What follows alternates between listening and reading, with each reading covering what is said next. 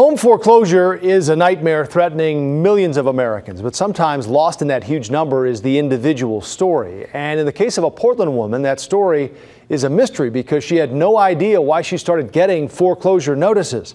Tonight, in a Unit 8 exclusive, News Channel 8 consumer reporter Ed Teachout investigates the mortgage mess that had her fearing for her home. It's upsetting. You know, this is my home. This is my home. A home Polly Brown worried she was going to lose when the first foreclosure notice from Bank of America landed in her mailbox. I haven't done anything wrong. I did everything according to what Bank of America asked of me, everything.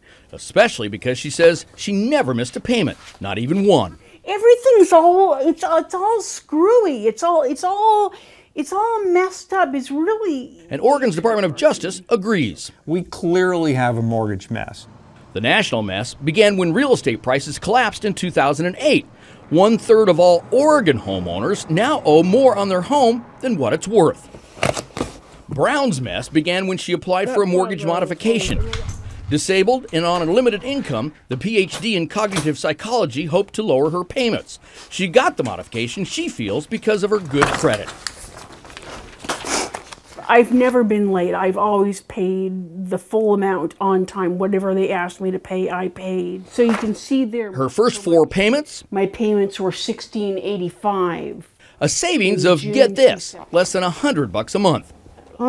Grateful, she says, for even this small break. $16.83.22. The bank then lowered her payments by another $3. This is the most recent bill. Then her payments went up nearly $50 with this explanation. Please disregard that modification agreement as it contained incorrect information. As always, Brown says she paid what her bank said she owes. Never late. Then she tried to get some answers.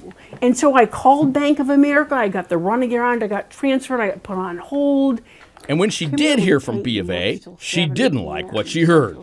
I have a letter from them saying, sorry, or there was an inaccuracy in the documents, and I later called them and they said they lost them. So I had to get them notarized again and spend $30 of my own money to get them notarized again. Foreclosure proceedings may begin. Then came the biggest shock of all, a letter that says foreclosure proceedings may begin or continue. May begin or continue. What does that mean? So Brown called Bank of America again. This time they sent her to the foreclosure department, which told her to just ignore the foreclosure letter.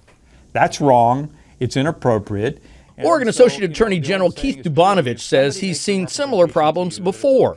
3 months ago, B of A and 4 other national banks settled a lawsuit with 49 states to settle wrongful foreclosure charges. What we found in Oregon and in other states around the country were false affidavits that were being filed to support a foreclosure.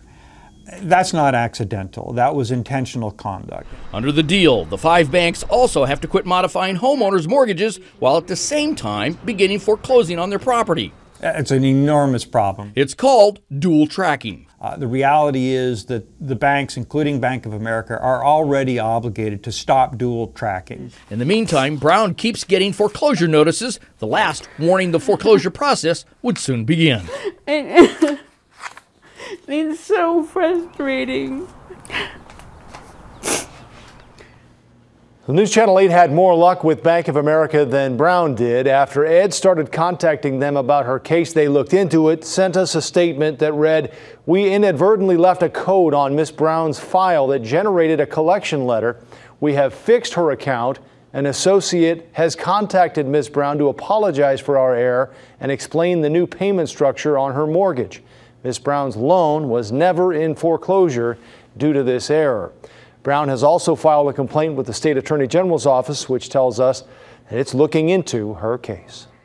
A mortgage mess is rearing its head again. 5 months ago, a Unit 8 investigation got Bank of America to apologize to a Portland woman for mistakenly sending her foreclosure notices. Now she's received a new letter from the bank repeating some of the same mistakes. News Channel 8 consumer reporter Ed Teachout investigates what happened and why the bank may have violated terms of a massive federal settlement. Yeah, how did this happen? Nearly 5 months after Bank of America threatened to foreclose on Polly Brown's home, it's so frustrating. The bank's back at it again. are past due. I paid those. This past May, Brown showed us her files that show she has always paid her mortgage on time and in full.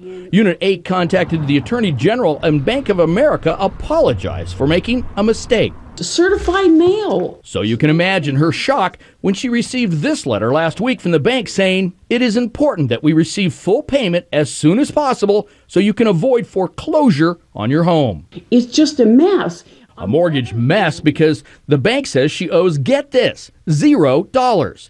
Brown then checked her credit scores and found Bank of America filed a late payment notice, which damaged her credit. This is the settlement term sheet. Oregon Assistant Attorney General Simon Wong says Bank of America and 4 other banks signed a $25 billion settlement with states across the country, agreeing, among other things, to not make inaccurate payment delinquency reports to credit reporting agencies when the borrower is making timely, reduced payments. Are they in violation of this $25 billion settlement?